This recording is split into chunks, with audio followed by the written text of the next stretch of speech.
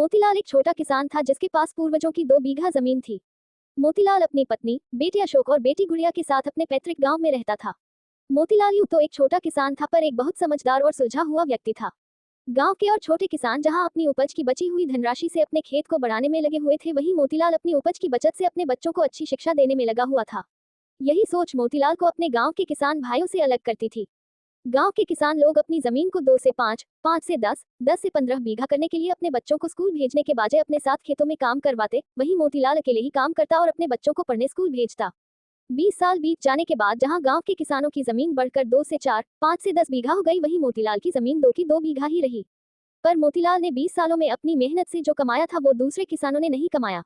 मोतीलाल के दोनों बच्चे पढ़ लिख कर अच्छे संस्थान में नौकरी कर रहे थे। बेटा अशोक एक बड़े प्राइवेट संस्थान में काम कर रहा था और बेटी गुड़िया बैंक में कर्मचारी बन गई थी।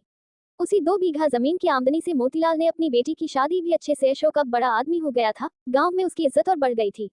अपने बेटे की सफलता से दोनों माँ बाप बहुत खुश थे। इसी बीच मोतीलाल ने अच्छा रिश्ता देखकर एक अच्छी लड़की से अशोक की शादी करवाई।